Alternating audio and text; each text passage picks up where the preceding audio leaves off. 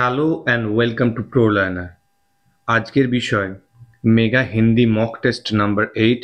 এটা SSC GD special Hindi grammar আর আমাদের আবাসিক ফরমেশন স্বপ্ননীর আবাসিক। চলো শুরু করা যাক। প্রথম প্রশ্ন, নিম্নলিখিত বাক্যাংশ কে লিয়ে উচিত শব্দ কা চয়ন कीजिए। অর্থাৎ নিচে একটা বাক্য দিয়েছে, সেন্টেন্স দিয়েছে একত্র কিয়া হুয়া, এইটার জন্য এক কথায় প্রকাশ কি হবে? একত্র কিয়া হুয়া এর জন্য এক কথায় প্রকাশ হবে সঞ্চিত। সঞ্চিত করা অর্থাৎ একত্র কিয়া হুয়া। দেখো বাকি অপশনগুলোর মানে আমরা দেখে নেবো, যেমন সদাবর্ত, সন্দিগ্ধ, এগুলো। হ্যাঁ, সদাবর্ত মানে কি?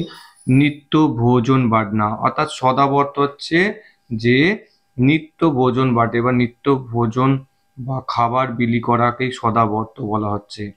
सदावर्त का अर्थ है भूखे और गरीबों को हमेशा भोजन देने की ব্যবস্থা।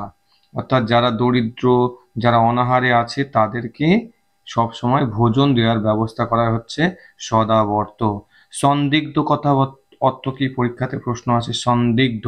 সন্দিগ্ধ কথা অর্থ হচ্ছে সন্দেহযুক্ত, সন্দেহযুক্ত। সংবিদা, সংবিদা কথার অর্থ হচ্ছে কি? চুক্তি, সমঝোতা। ওকে, তাহলে আমরা অপশনগুলো আমরা এখানে জানতে হবে, যেগুলো ইম্পর্টেন্ট অপশন সেগুলোই আমি আলোচনা করে দিই। তাহলে সদাবর্ত দুঃখীদের খাবার দেওয়ার ব্যবস্থা, সন্দিগ্ধ হচ্ছে কি? সন্দেহযুক্ত, আর সংবিদা হচ্ছে কি? সংবিদা হচ্ছে চুক্তি। যাই হোক, এখানে সঠিক উত্তরটা হচ্ছে কি?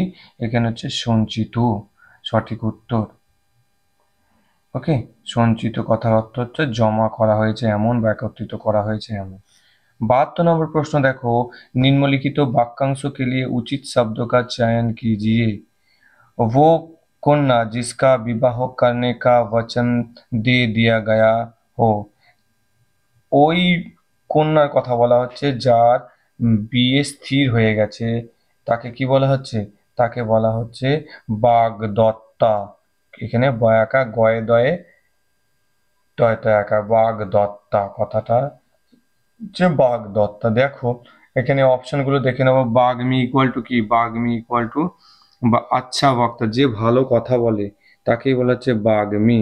যাই হোক, এখানে যে উত্তর হবে সঠিক উত্তর হচ্ছে বাগদত্তা। ওকে, বাগদত্তা। বাগ্মী মানে বলে দিয়েছি বাকপটু, আর বাগদত্তা হচ্ছে সেই মহিলা যার সাথে বিবাহ বন্ধনে আবদ্ধ হওয়ার জন্য প্রতিশ্রুতিবদ্ধ বা স্থির হয়ে গেছে, ঠিক আছে, তাকেই বলা হচ্ছে বাগদত্তা। 73 নম্বর প্রশ্ন দেখো, जो व्यक्ति बहुत कुछ जानता है, যে ব্যক্তি অনেক কিছু জানেন তাকে কি বলা হয়? তাকে বলা হচ্ছে জ্ঞানী। তাকে বলা হচ্ছে জ্ঞানী। যে ব্যক্তি অনেক কিছু জানেন তিনি হচ্ছেন জ্ঞানী। বর্গী জয় গয় আকা দন্ত নয় দীর্ঘী। জ্ঞানী जो जानकार है, তাই তো? জ্ঞানী শব্দের অর্থ হচ্ছে জ্ঞান বা প্রজ্ঞা আছে যার, যিনি জ্ঞানী বা পণ্ডিত। আচ্ছা, গাবার কথার অর্থ মাঝে মধ্যে গাবার পরীক্ষাতে প্রশ্ন দেয় পর্যায়বাচী, আমি এখানে দিয়ে দিয়েছি। গাবার ইকুয়াল টু গ্রামীণ, গ্রাবিয়ার ইকুয়াল টু গ্রামীণ বা অসভ্য।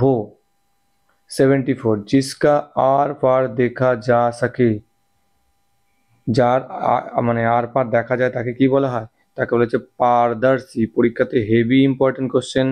যার আর পার দেখা যায় তাকে কি বলা হচ্ছে? তাকে বলা হচ্ছে পারদর্শী। তাকে বলা হচ্ছে পারদর্শী। ঠিক আছে, পারদর্শী কথার অর্থ তাহলে কি হচ্ছে? স্বচ্ছ। আর পারদর্শী মানে দূরদর্শীও হয়, যে দূর দেখতে পাচ্ছে, মানে ফিউচার দেখতে পাচ্ছে, ঠিক আছে, তাকে বলা হচ্ছে পারদর্শী। 75 নম্বর প্রশ্ন, जो নেক্সট প্রশ্ন কি হচ্ছে? নেক্সট প্রশ্ন হচ্ছে যে রহস্যময়ী, वो जो রহস্য সে পূর্ণ হো, যেটা রহস্য দ্বারা পূর্ণ, তাকে বলা হচ্ছে রহস্যময়ী। ঠিক আছে, রহস্যময়ী হচ্ছে কি? রহস্য দ্বারা পরিপূর্ণ, যেখানে অনেক মিস্ট্রি রয়েছে, তাকে বলা হচ্ছে রহস্যময়ী।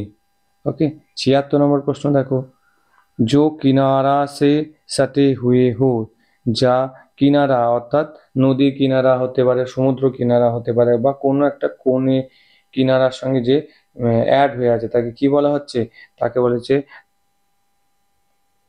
তটবর্তী।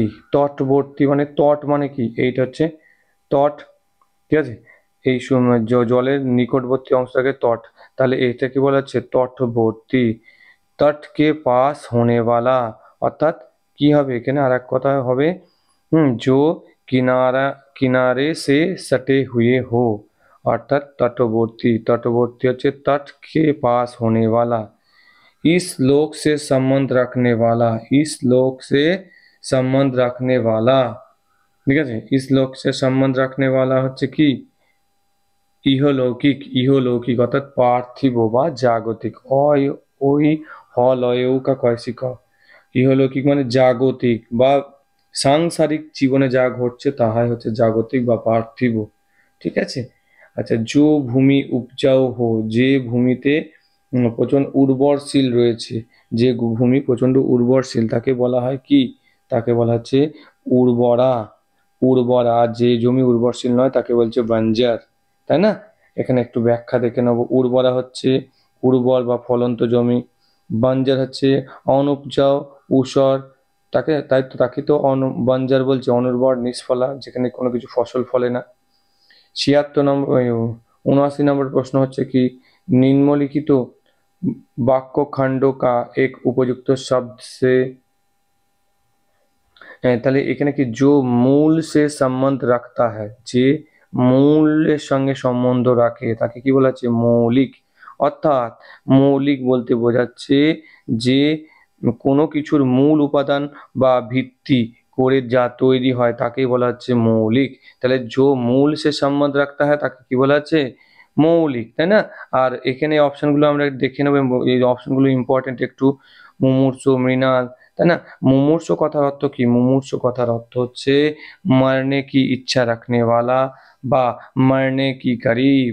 তাহলে মরনে কি ইচ্ছা রাখনে वाला বা মরনে কি করিব হচ্ছে কি মুমূর্ষু।